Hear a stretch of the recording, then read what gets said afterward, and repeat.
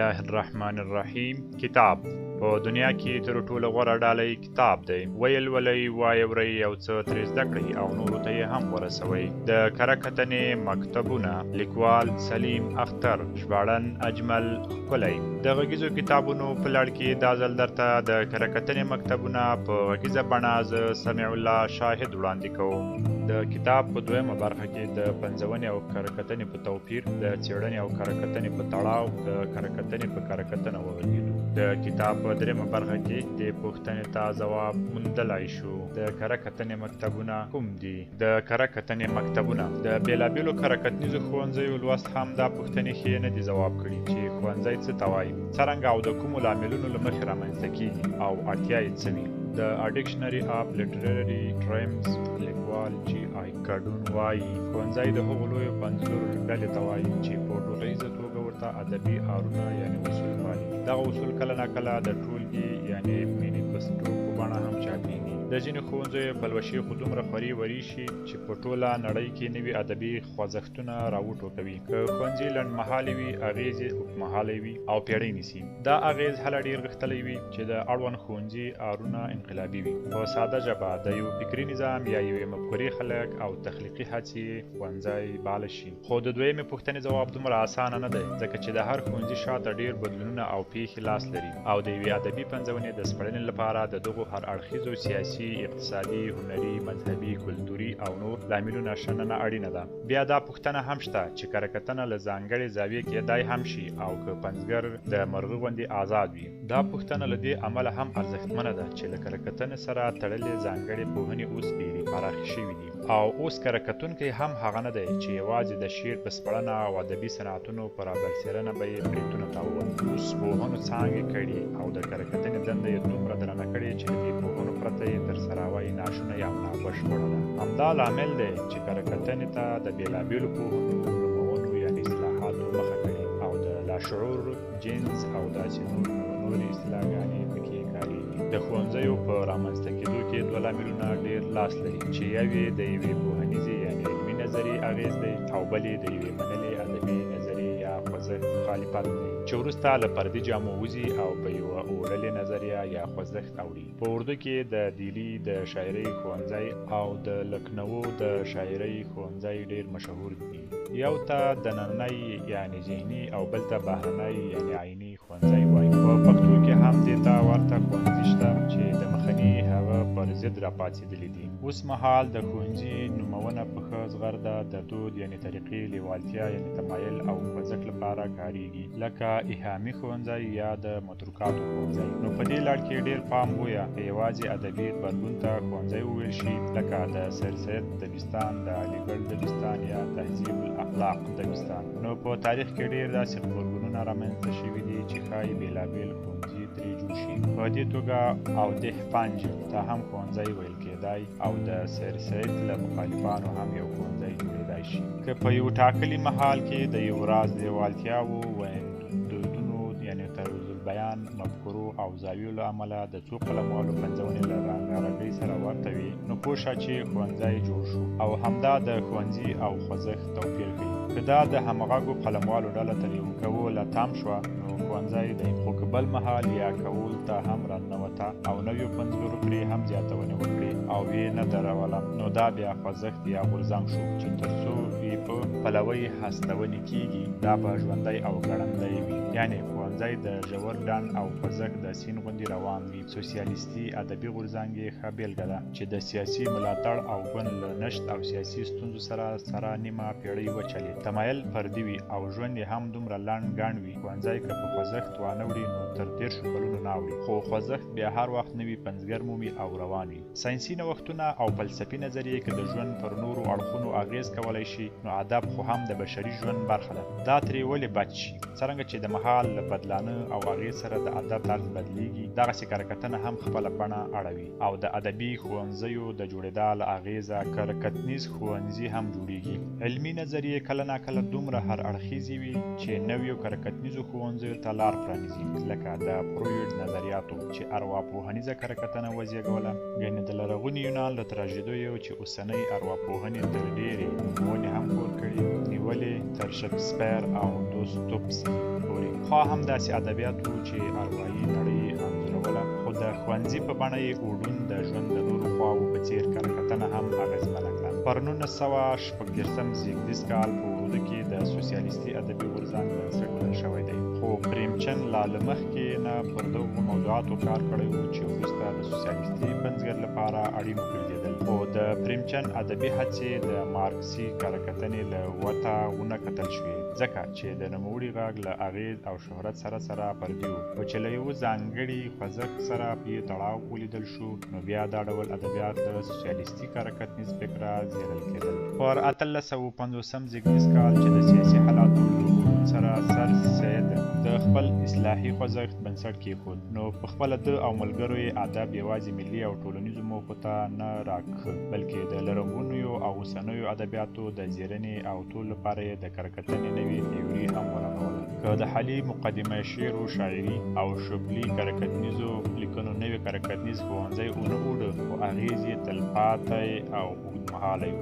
د ښوونځي د جوړښت تر لومړي توپ یا محرک وروسته دویم توپ ته راځو. تخلیقي روایتونه، ادبي اندونه او کره اصول چې د فطرت قوانین نه دي چې بدلیږي به نه. د ژوند د دود او طرز له اوښتون سره سم وختونه او ټولنیز شعور هم خپل زوړ پوستکی غورځوي او نوی رنګ اخلي، چې له دې سره ادبي شعور هم وده کوي او په دې خم کې رنګیږي. ژوند بدلیږي او بدلیدونکې ټولنه ادبي پرمختګ لیدلی شي. تخلیقي روایتونه، ادبي اندونه او کره اصول د ښوونځي بنسټ جوړوي، خو ښوونځی یوازې د دغو شیانو ټولګې ته هم نه وایي، بلکې نور شیان هم پکې لاس لري چې د اغېزمنتیا او ښکلا لامل کېږي. په دې اړه وینا ده چې د ټوکونو یعنې اجزاو تر ټولګې یعنې مجموعې ټول یعنې کل لوی وي.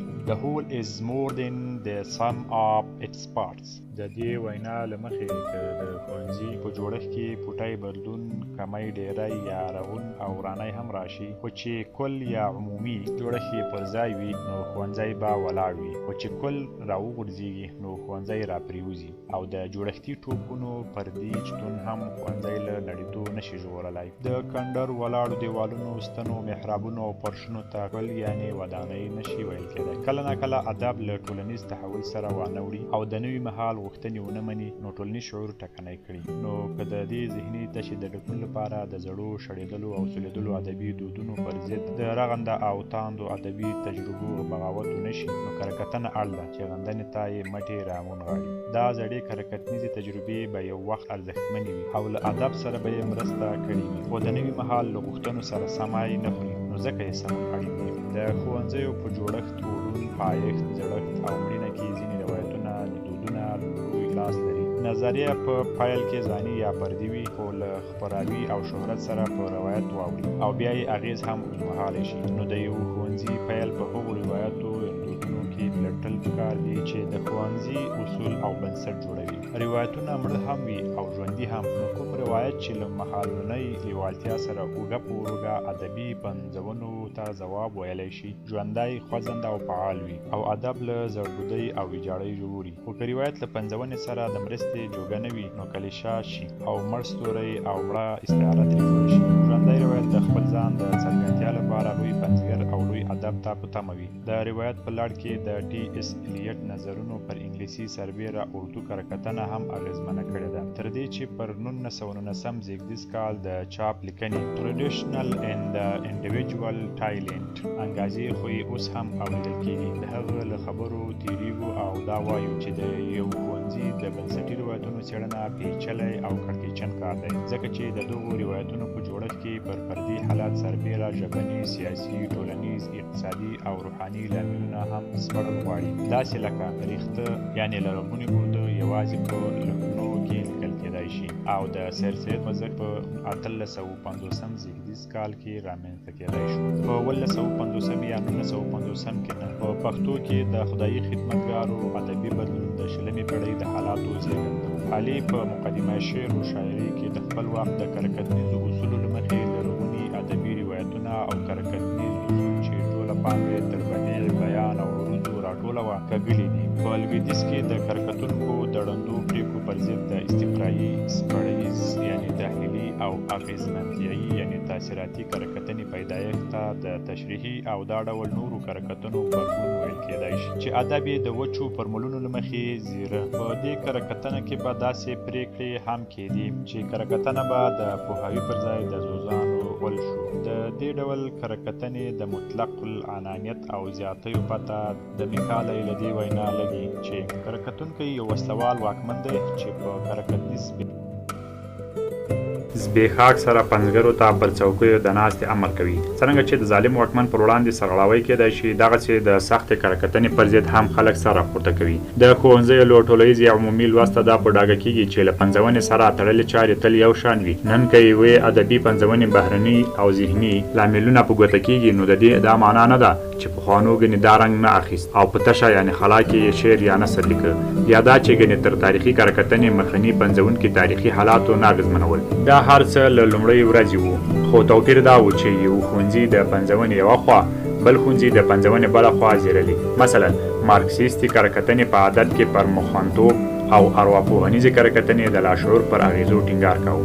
د تنقید کې منطق له مخې له ښوونځیو سره تړلی استدلال او له دغه استدلاله راټوکېدلي دلایل د استقرایي یا قیاسي منطق لوجیک ډیکټیف پر بنسټ رامنځته شوي ښکاري. د بېلګې په توګه مارکسي کره کتونکی به یو پنځونه داسې پلټي: الف له ادبه بهر وګړنیزی پاداد یې ولري. ب د سلیمان شینواري په کیسو کې دا نشته. جیم د نوموړي کیسې ناکاره یعنې معیاري کیسې دي. د ارواپوهنیزه کره کتونکي استدلال به بیا داسې وي: الف ادب د لاشعور د ناخړوبو جنسي غوښتنو او ارمانونو د څرګندتیا ډګر دی. ب د سلیمان شینواري کیسې د ناخړوبو جنسي غوښتنو انځورونه ده. جیم نو د نوموړي کیسې کره معیاري دي. پر دې سربیره له اخلاقي ښوونځي سره د تړلي کره کتونکي نظر به دا وي: الف ادب باید په ټولنه کې سپېڅلتیا دود کړي. ب د سلیمان شینواري کیسې جنسي دي. جیم نو د نوموړي کیسې فحش او د بندیز وړ دي.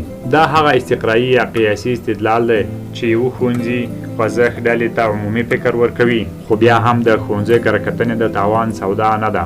له دې ځایه دا پوښتنه راولاړېږي چې یو ښوونځی ادب او کره کتنې ته څه ګټه رسولی شي. د ښوونځي لویه ګټه خو دا ده چې کره کتونکي ته ژوندی فکر ورکوي او د نظر د څرګندتیا لپاره ورته اصول په ګوته کوي. کېدای شي ځینې پوهان له دې سره هوکړه ونه کړي او پوښتنه وکړي چې کره کتونکی اصولو ته اړ دی. د دې پوښتنې ځواب ډېر لنجمن دی او ښایي ټول اړخونه یې ځواب نه شي. ډیویډ ډیشنر په دې اړه وایي: د یو کره کتنیز طرز د ستاینې له لارې د هغې ښېګڼې او بدګڼې راسپړل اسانه دي، خو دا بېله خبره ده چې زیاترو کره کتونکو دې په عملي کره کتنه کې ځان د یوې ډلې تابع کړی وي. نن سبا چې پوهنې ډېرې شوي او پراخې شوي دي، نو کره کتونکي له بېلابېلو پوهنو ګټنه کوي او د بېلابېلو کره کتنیزو ښوونځیو له ارزښتمنو خواوو او ځانګړنو نه په خپله کره کتنه کې ګټه اخلي. خو بیا هم دا خبره اړینه ده چې د ټاکلیو اصولو په رڼا کې کره کتونکی له خپل پړاوه خبر وي او کره کتنه یې رڼه وي. نو د ادبي ښوونځیو لپاره د هر کره کتونکو کره کتنه د څراغ غوندې وي. د ژورې کره کتنې لپاره د ښوونځیو کره کتنه غوره ده. د بېلګې په توګه د خاطر افریدي شاعري د ارواپوهنیزې کره کتنې له مخې ښه زیرل کېدای شي، خو مارکسي یا سوسیالیستي کره کتنه پکې ښایي نهیلي وویني او ویې غندي، ځکه چې نهیلي د مارکس د ښوونو نفی ده. د پنځګر تخلیقي شخصیت او د پنځونې د بل ځانګړي اړخ د سپړنې لپاره هم ښوونیزه کره کتنه کارنده ثابتېدای شي. په دې حالات کې د ښوونیز یا دبستاني کره کتونکي کار په تیاره کوټه کې رڼا په لاس د یو څیز رڼولو ته ورته دي. د فکري ورتوالي له مخې د یو ښوونځي سره بیلې کره کتونکي په لیکنو کې خپل ګډ بنسټي او ځانګړي نظریات هم پالي او د هممهالو قلموالو په ټولنیز شعور د اغېز له لارې سباني کول ته هم تخلیقي لار پرانیزي. یعنې ښوونځی د معاصر ادب او ادبي خوځښتونو لپاره د بنسټ ترڅنګ پر راتلونکي هم اغېز ښندي. له دې ګټو سره ښوونځی زیانونه هم لري چې لوی یې د ادب یو اړخیز لوست دی. کره کتنیز ښوونځي دا نیمګړتیا لري چې تل د نورو ښوونځیو پر ځانګړنو خپلو ځانګړنو ته ارزښت ورکوي. همدا لامل دی چې هر اړخیزه ښوونځی موندنه شي. هر ښوونځی د ادب یا کره کتنې یو اړخ دومره ټینګوي چې نور حقایق او اړخونه که دروغ نه بولي شاخو ورته وراړوي. مارکسیستي یا سوسیالیستي کره کتنه په ټولنیزو موخو او پوړیزو لوړو ژورو ټینګار کوي. سپړیزه یا تحلیلي کره کتنه له کره کتونکي د ساینسپوه غوندې د ناپېیلتوب غوښتنه کوي. اغېزمنتیایي کره کتنه نقد کره کتونکي ذهني الوت بولي. تاریخي کره کتنه په هنر کې د ټولنیزو او توکمیزو عواملو لټه کوي. ښکلاپوهیزه کره کتنه په هنر کې په ښکلا پسې ګرځي. لنډه دا چې دا راز رنګارنګو نظرونو کرکتوب یعنې معیارتوب له پنځونې سره لوی ظلم دی او د ادب او کره کتنې لوستلو ته ستونزې راولاړوي. که په ښوونیزه کره کتنه کې منځلاري وپالل شي او د ټاکلي برید دننه کرکتنه وکړي نو کیدای شي دومره زیان ونه لري، خو د افراط تعصب او غلو له امله زیاتره وخت دا راز پرېکړې سړی بېلارې کړي، ځکه خو چلیږي نه. که د یو ځانګړي زاویې له مخې د یو پنځونې نوي اړخونه رابرسېره کېدای شي نو ښه، که نه ادب د یو ځانګړي فکري قرباني کول نه دي پکار. موږ ښوونځي ښیو او پال ډي جان وایي چې په اروپا کې دا مهال د کرکتنې روزګار ګډوډ دی. نوموړی لیکي چې په 1849 زیږدیز کال ملارمۍ په اکسفورډ کې د فرانسې د شاعري په اړه په خپلو خبرو کې په ملنډ وویل: ما تاسو ته یو خبر راوړی دی، ښې خنده خبر، داسې خبر چې تاسې هېڅ اورېدلی نه دی، او هغه دا چې خلکو د شاعري اصول بند کړل. په 1970 زیږدیز کال کې د ملارمۍ خبره بیا توده شوه، خو دا ځل د ادب په اړه نه، د کرکتنې په اړه. د کرکتنې اصول چې د پوهانو زرکاڼه ګاڼه شول داسې سره ومره وړ چې ټوله ودانۍ یې ولړزوله. نن سبا چې په اروپا کې کرکتنه کوم چټک ګامونه اخلي او وده کوي، زړه مې غواړي چې یو لوی بحران یې وبولم. دا بحران ګنې موږ نه لرو. اوس مهال چې د شخصي کرکتنو په بڼه هر سړی خپله خبره مایره بولي، نو یو ځل بیا پر ښوونځیزو کرکتنو د لاس وهلو اړتیا پېښه شوې ده.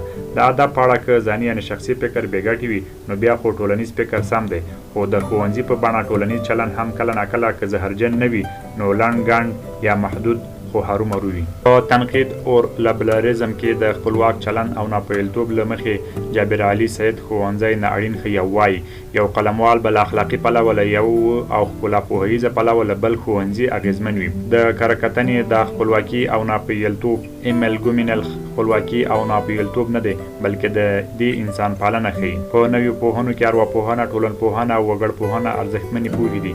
دا د کرکتنې پرمختګ تضمینوي او رڼوي. خپلواکه کرکتنه بویه له دغو پوهنو ګټه واخلي او رنګ اوبه یې خپل کړي.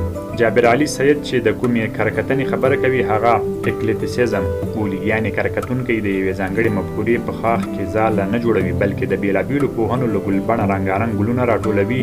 کرکتونکی چې پراخه مطالعه ولري او د نظر خاوند وي، نو کرکتنیز دود یې هم پیاوړی او ګټور وي، خو که کمزوری وي نو بیا هسې هغه غر او دا غر ولي. اوس مهال په پښتو ادب کې د لویدیځو نظریو تر اغېز لاندې کرکتنې کیږي او اوسني شاعران او لیکوالو د نویو اصولو له مخې زیرل کیږي، خو دا هڅې تر ډېره انفرادي دي او کېدای شي ډېر ژر په یو ښوونځي وانه وړي. څرنګه چې یوه لویه وچه له بېلابېلو هېوادونو جوړه وي او د یو هېواد په ختمېدو د بل هېواد د برید پیلېږي، دغسې کرکتنه هم ده چې بېلابېل ښوونځي لري او هر ښوونځی خپل کار کوي. د هېوادونو په څېر کرکتنیز ښوونځي هم بې ارزښته او بې ګټې نه دي. کرکتنه په همدې ښوونځیو ښکلې ده. سوسیالیستي کرکتنه د یو اړخیزې مکتبي کرکتنې ښه بېلګه ده. د دې مفکورې خاوندانو په پښتو کې د خپلې مفکورې د دودونې لپاره پیر روښان تر حقیقته ډېر لوی کړ او د ده د لویي لپاره یې اخوندي دروېزه له خاورو سره خاورې کړ، خو تر اوسه لا چا د پیر بابا او اخوندي دروېزه اړیکې رڼې کړي نه دي او نه یې له مغولو سره د دوی تړاو جوت کړی دی. دا په پښتو کې یو اړخیز قضاوت و چې ډېر ناکامیو نسل څېړونکي یې هم وغولول او تقریبا هر چا روښان پیر د پښتنو خواخوږی او اخوندي دروېزه دښمن ګاڼه. همداراز له اسلامي پنځګرو سره هم د میرې مور چلند د یوې اړخیزې کرکتنې کار و. له یو ښوونځي سره تړلي کرکتونکی کله ناکله پر معاصر ادب کې د نویو تجربو ته چې د دوی له مفکورو سره ټکر خوري وي هم ډېر زړه نه ښه کوي، ځکه چې کېدای شي د دوی زاړه افکار له ګواښ سره مخ کړي او ویې ننګوي، نو دوی په خپلو افکارو دومره مین وي چې پر ورېدو ته یې چمتو نه وي. همدا لامل دی چې دوی نوې ادبي تجربې غندي او مخې ته یې نه پرېږدي. مکتبي کرکتونکی له یوې خوا له خپل فکر سره د هماهنګ ادب په ستاینه کې تر روا بریده اوړي، نو له بلې خوا د خپل فکر ضد ادب په غندنه کې هم ناغېړي نه کوي. په کرکتنه کې چې کله ناکله عجبې خبرې کېږي، یو لامل یې پر یو پنځونه همدا خپله مفکوره تپل دي، ځکه چې دا ډول کرکتونکي هر څه ته د خپلې مفکورې له سترګو یې ګوري او کله ناکله دومره ورانۍ وکړي چې بیا یې د رغېدا څرک نه لګي. که کرکتنه د پنځونو زیرنه او د لوستونکو لارښوونه وي، نو بیا ښه کرکتونکی هغه دی چې د یو ښوونځي له تړاو سره سره د نورو ښوونځیو له لوړو ځانګړنو هم ګټنه وکړي او خپل کرکتنیز نظر ورغوي. دا څه ادبي یا کرکتنیز سازش نه دی، بلکې د ښه نقد لپاره کرکتونکی اړ دی چې د نورو ښوونځیو افکار هم وکاروي، ځکه چې بې له دې به کرکتونکی د چونګښې غوندې تر خپلې څاه محدود وي. لویس کزامیان لکه چې دا خبره له همدې عمله کړې ده. د ښوونځیو وختونه تللي دي، اوس خو د هنر زیرنه په شخصي مفکوره کېږي. کرکتونکی بویه په لویو خوځښتونو کې چې د بهرنیو لاملونو له مخې د وګړو خوښه او ناخوښه په خپل لاس کې ساتي او د یوې ځانګړې نظریې لپاره ذوقونه محدود وي لاهونه شي. کارکتونکی باید دا پوستکی وغورځوي.